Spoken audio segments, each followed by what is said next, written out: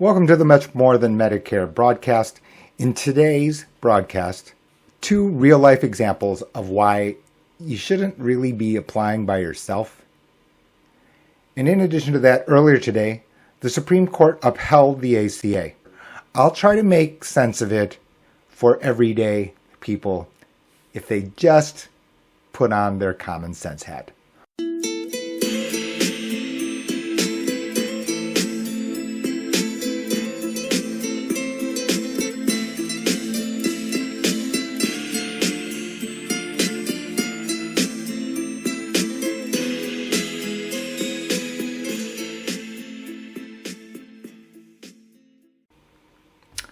I have been on radio stations from coast to coast, from Georgia to Seattle, really to talk about the Affordable Care Act and the fact that the enrollment deadline has been extended to August 15th. That date is approaching rapidly. Be sure to follow the link in the description below the video where you can get your estimate. Lots of other videos also that say Biden care, etc., etc. Also a short clip on how to get the quote. I don't think it's a good idea to do yourself. We're going to get to that in a moment. The second part here, before we get too deep into the weeds, is don't forget about GH2 Unfiltered. In addition, as we head into the second half of this year, I'm going to be giving Medicare ABCs, which is my seminar, webinar, which explains Medicare soup to nuts. And on GH2 Unfiltered, it's the only place where we're going to be providing it in public. It's the only place. It's a subscription site. I'm going to send you a copy of Maximize Your Medicare, the paperback edition. I can't send you the ebook. Right? I'm going to send you a copy of the paperback. Shipping included anywhere in the lower 48 for new subscribers. In addition to Medicare ABCs, there's lots of other educational information, other insights from me that I cannot share in public. And the simple reason is because out here on YouTube, someone watches for 3 seconds, takes away the wrong soundbite, pulls it out of context, says, this guy I saw on YouTube said X. Well, guess who's to blame when that pulled out of context comment gets wrongly applied? Bingo. The very last video, most recent video that I posted, I basically said, you can try to apply for insurance by yourself. Whatever that policy is, etc., etc. You could try it by yourself. A follower had suggested to me that I had done such a good job of explaining things that, gave people the confidence that, doing it yourself was a good idea. I had to respond, respectfully and thanking that person, which is still true. I appreciate that. By that same token, that isn't the full explanation that I intend. Let me formally say, I don't think it's a good idea to apply by yourself. And literally, since posting that, 2 new cases illustrate exactly why. Let's go to the first one. It's here. Mr. X. Mr. X has a wife and a child. Mr. X is 66 years old. Okay? So now what has happened here is the person says, I'm going to go to an employer. I'm going to go to an employer that does not provide health insurance, and therefore I need to go onto Medicare. Understood, and let's just go to his underlying facts. So the timeline here is when 65, this person, employment, he was full-time employed at large employer.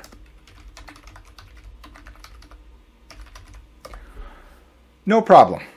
Okay, so yes, Mr. X can in fact delay enrollment because he's full-time employed at a large employer, wife, child covered under the group policy. Fine, everything's clear, right? This is the case in many, many locations throughout the United States. It's not going away, right? Because especially as people work beyond 65 and as full retirement age is obviously 60 higher than 65 going to 67. So now he's 66. So you can see when 65, the person was full-time employees. So Medicare, let's just go here, Medicare, delayed. So sometime after immediately turning 65, right, he changes employers. Okay, so let's just put a timeline and 65 plus 2 months. And that's not true. Mr. X, obviously his last name is not X. So after that, so what ends up happening? So there's a waiting period for insurance, which is a very common thing, right? You go from job number 1, you go to job number 2. You have to wait for some waiting period before job number 2 covers you with health insurance. Okay? So under Medicare, still delayed. Now, during this period, is this possible? Yes, it is. It is possible to delay. In between here, in employment, right, there's this 1 month break, right? So in other words, job number 2 doesn't give him insurance until 65 plus 2 months. So there is, in fact, a break. Okay? Now, under Medicare rules, there is an allowable 8-month break. 8 months. Beyond 8 months, however, you've run out of time, and late enrollment penalties for both Part B and Part D and Part A all apply. They all apply. Okay? So, and now we instead here, what ends up happening, let's just go to the next time frame. Right? So he stays in this job, and then after 65 plus 11 months, person decides to change jobs again.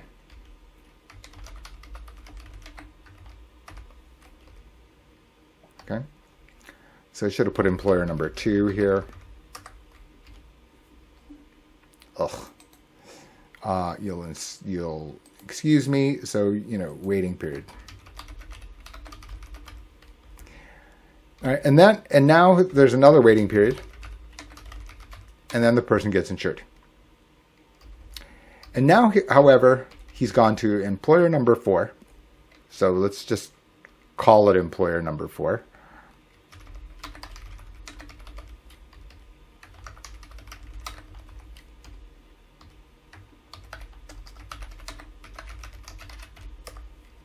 Okay. So again, delayed. It's fine. Still covered.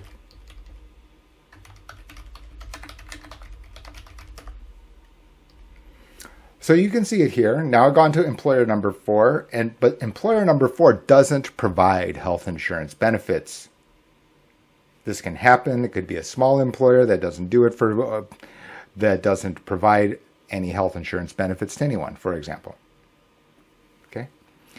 The person then tries to enroll in Medicare. And what happens is the person goes to SSA, right, Social Security Administration, who is the sole arbiter. They are the sole determination agent to see about eligibility under Medicare.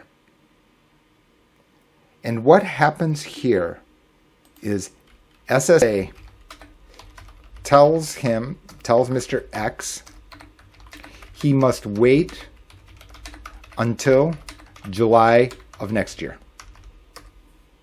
Well, why is that? Because of the fact of this break due to these waiting periods. Oops, this one didn't have a waiting period. This waiting period of a month. So as a result of the waiting period of a month,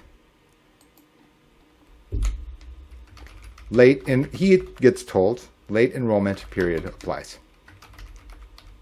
Penalty applies, sorry.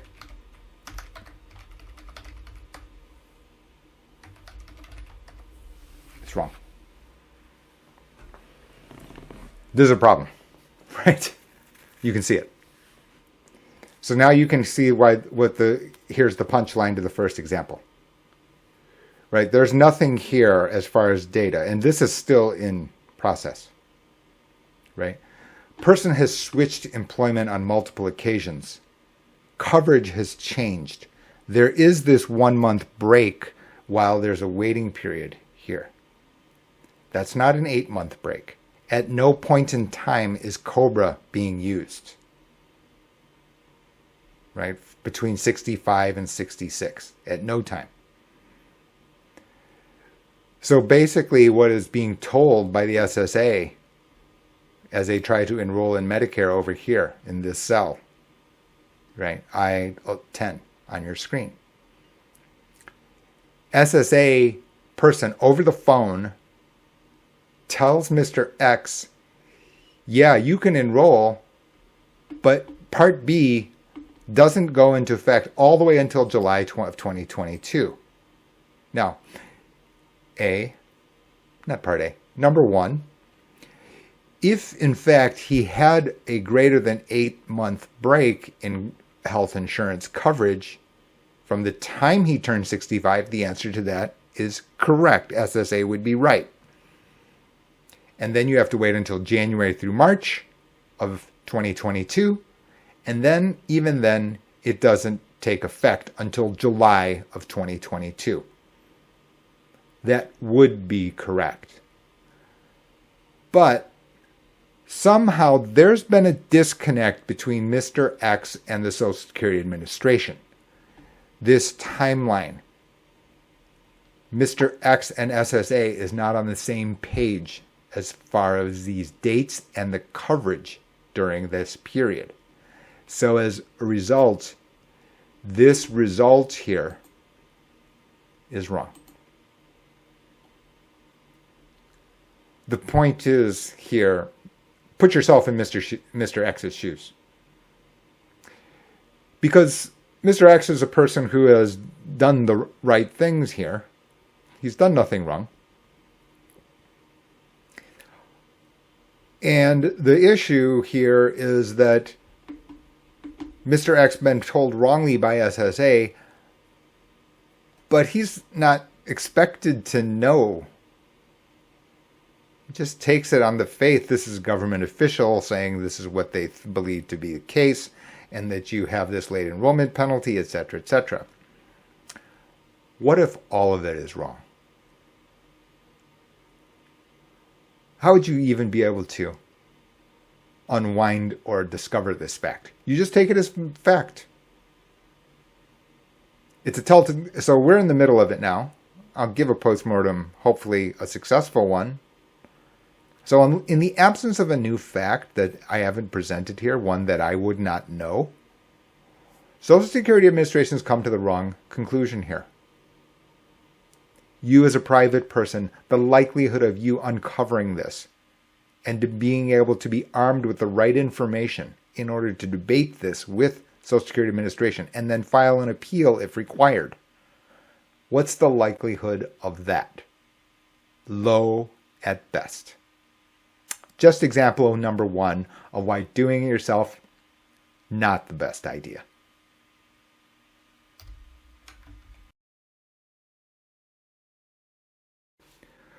Let's take a look at case number 2. So case number 2 is also alive. Mr. and Mrs. Z. Mrs. Z is turning 65, currently employed at a large employer. So the fact is here, right, the date of birth is, let's just call it August 8th. Congratulations to her. In Chinese, she would be a very fortunate person. August 8th. The question is, what date does coverage end at the employer?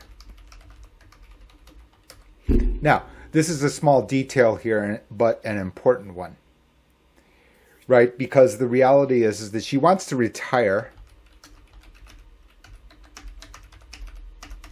on her birthday.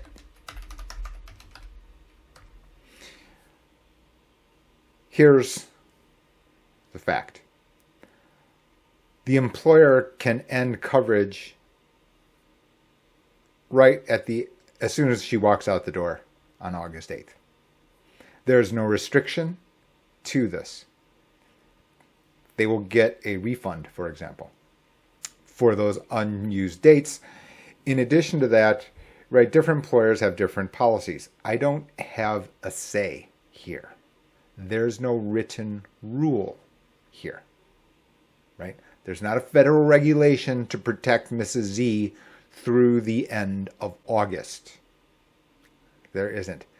This is the kind of unknown fact to Mrs. Z that you couldn't reasonably expect her to know. Why would she know? Hopefully Mrs. Z has better stuff to do than concern herself with this minutia that Jay knows. Right? I mean, so because why does this matter? Because it affects the Medicare coverage date.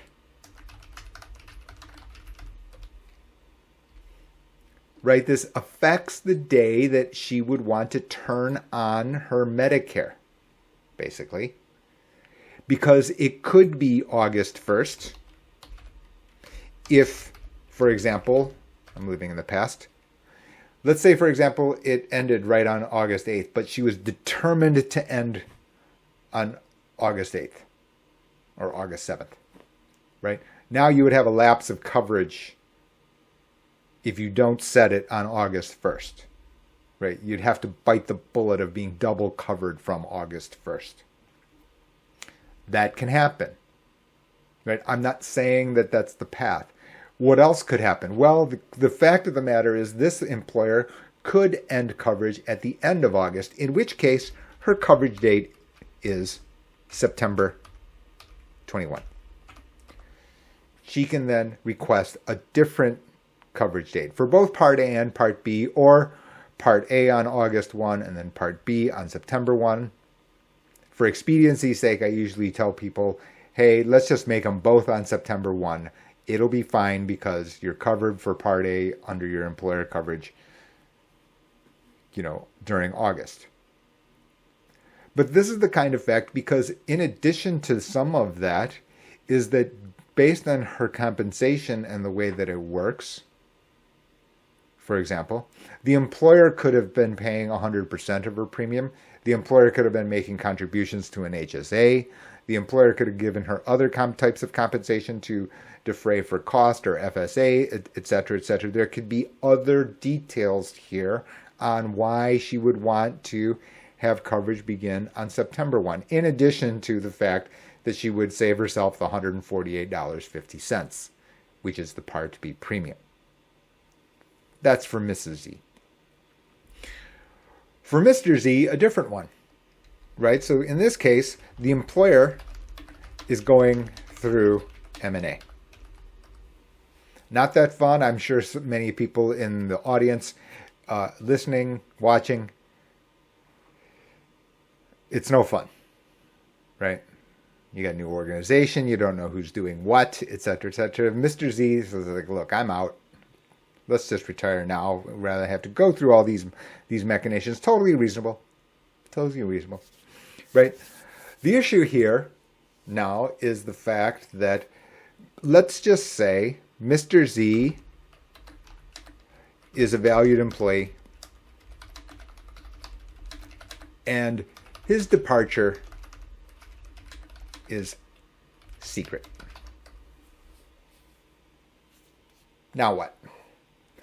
The issue here is additional forms need to be completed by the employer.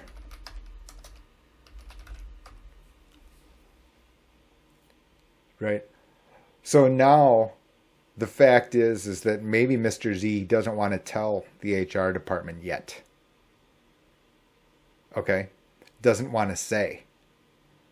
So in fact, the conversation between myself and Mr. Z is, okay, when's that date going to be? What's the date of retirement?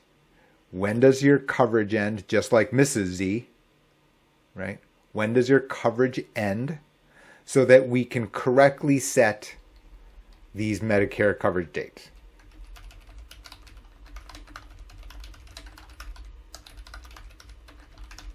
And need evidence of coverage. Meaning, so not only does this affect kind of the coverage date of turning on Part B, because he has Part A, he's 66, so he has Part A as a result of a Medicare card. It just says Part A. That's totally fine. The question is Part B. Because in order to avoid the late enrollment penalty and also not have a break in coverage and also to not be refused by either the Medicare Advantage carrier or the Medigap carrier or the Part D carrier, we need to have these pieces of evidence. The fact is that if you don't know that you need to have this evidence like organized in a spot in advance, all of your timing here is now affected. Right? So you can see what ends up happening is, unfortunately, we didn't know each other 3 months ago. We didn't. We're now here today. I'm dealing with the cards as dealt, right? Which is doable. And ultimately, the outcome will be in the favor of Mr. Z. The federal regulations are clear. The carriers ultimately will follow them.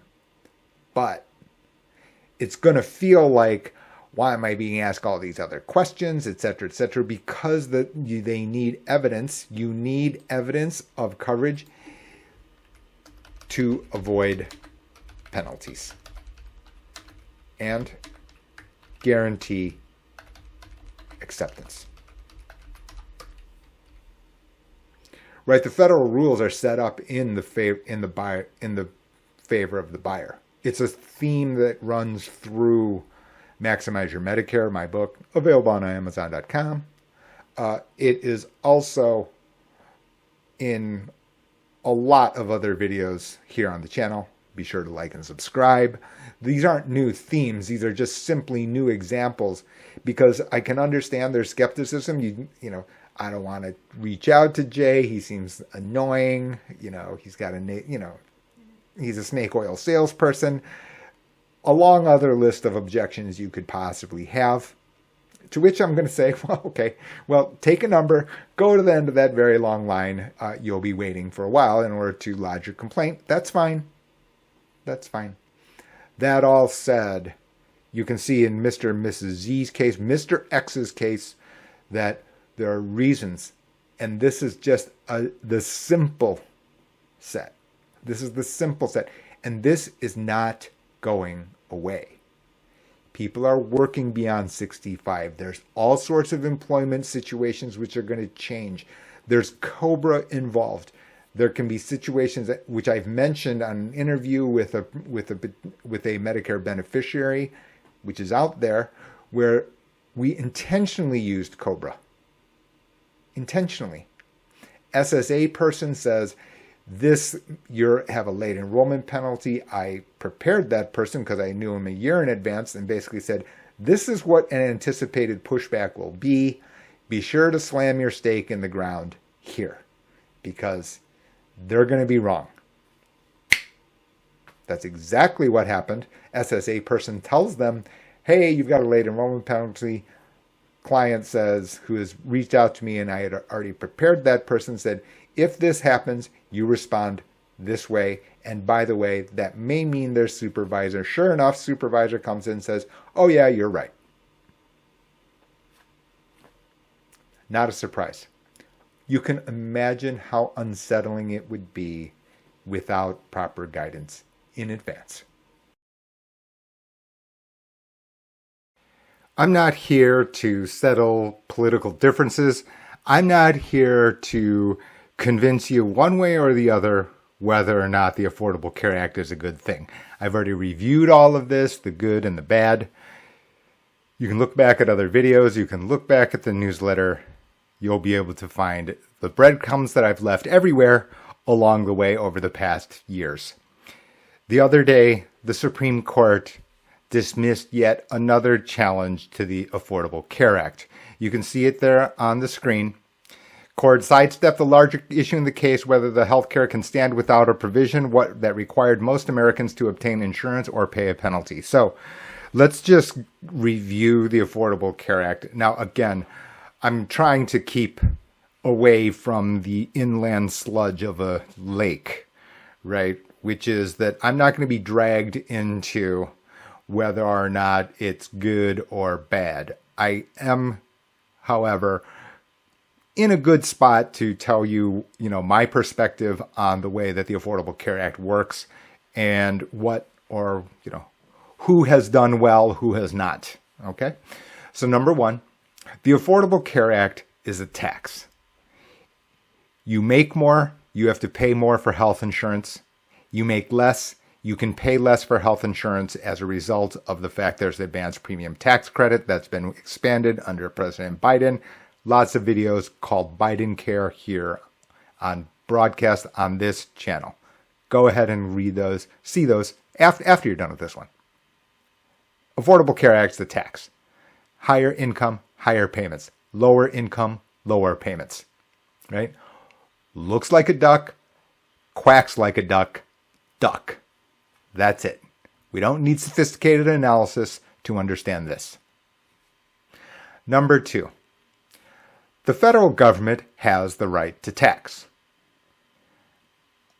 The opposition said, well, that's not fair. You shouldn't do this. It increases cost. Yeah. That to me is irrelevant. The fact of the matter is the government has the right to tax. And we as everyday citizens don't really have much to say except to vote out Congress or to vote out the president in order so that those taxes aren't levied. Very, very simple, right?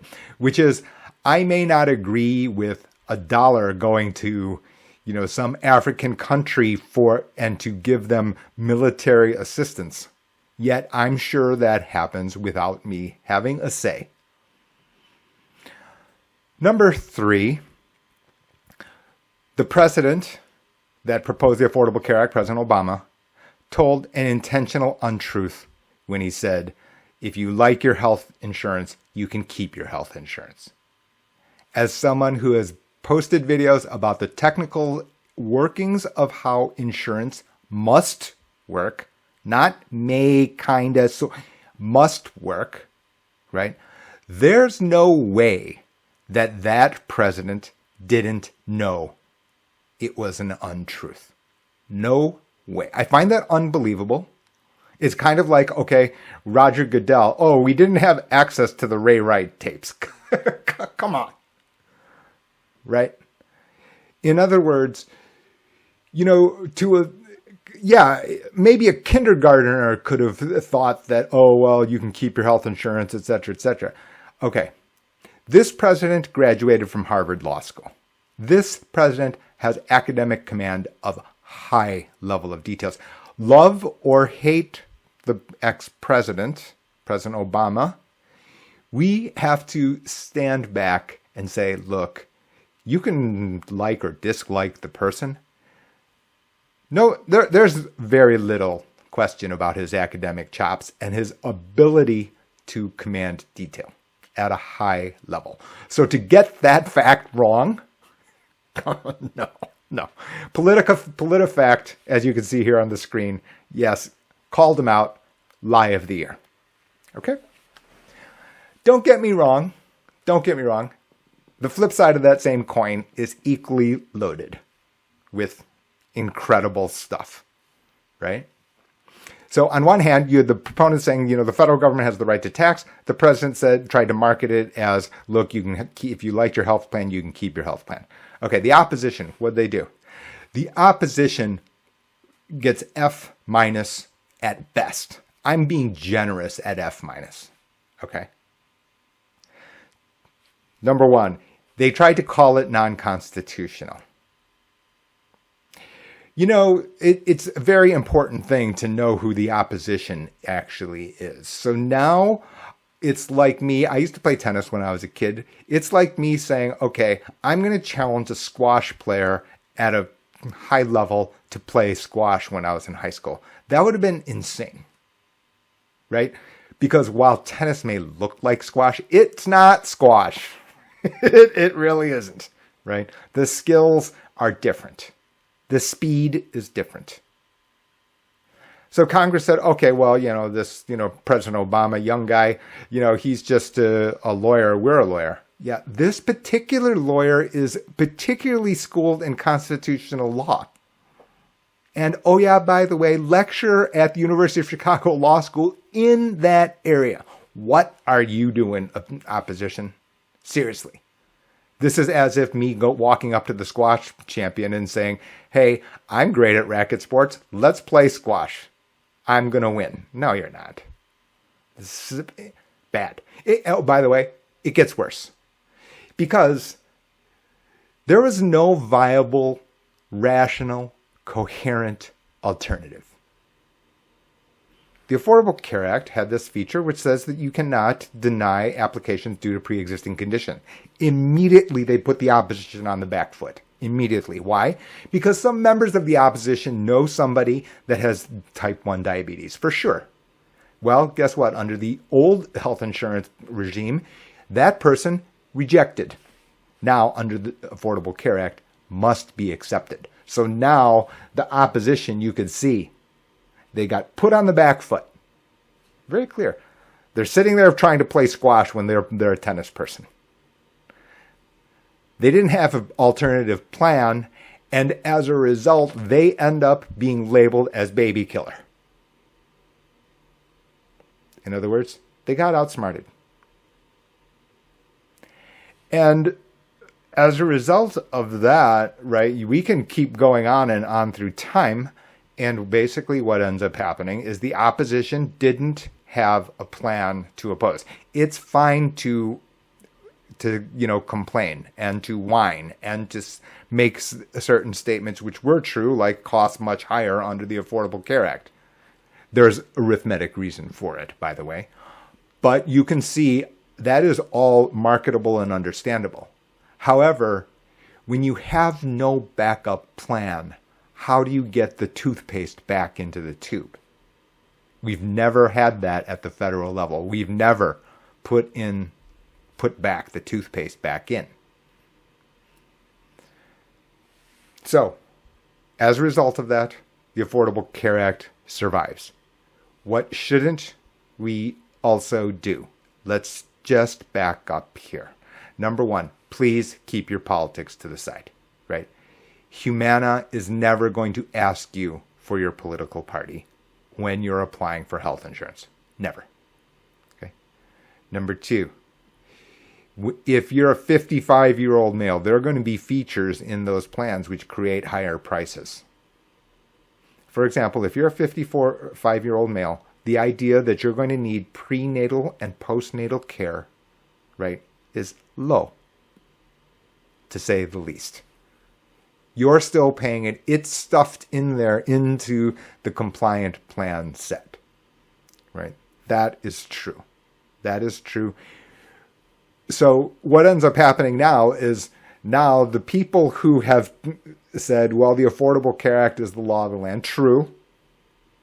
Supreme Court has said it not once, not twice, three times, right? And what they end up saying is going to be taking, then again, victory laps and then saying false credit. So basically what happens is supporters during the 2020 election, they tried to call this a mandate on the Affordable Care Act. You could see prior videos. I was not under that thought. I didn't think that this third case was going to win. I even doubled down on that position as soon as we heard the Q&A, where it was clear that the Supreme Court's like, this is none of our business. Didn't you read the first case? We already said, hey, this is a tax. They said it gracefully. This is a tax. Congress has the right to tax. It's their problem over there. Executive and legislative branches, not over here at the judicial branch. Get out of here. Right? And so as soon as this third case started up, the Chief Justice Roberts, protecting the Supreme Court gracefully, puts him right back on the back foot. Hey, didn't we already discuss this? So you can see what's end up happening is everyone is trying to use some little snippet of evidence as, evidence of their side. So there's also been hysteria used for other means, right? Which is the past election wasn't going to change this case. Just wasn't, right? A second thing here is the people that support the Affordable Care Act are going to be taking the victory lap to say, well, see, as a result, rates are stabilized. No, that's taking false credit, right? It is simply that the sellers, insurance companies, got used to the math. They simply got used to it. So you can remember when it got enacted and you had the healthcare.gov, right? All of a sudden, bunches of carriers left the area. They rationally did so. Why? They couldn't tell who was going to be signing up for insurance. Is it going to be a bunch of Mr. Perfects? Is it going to be a bunch of Jabba the Hutts? And then they were asked to set the price in the dark.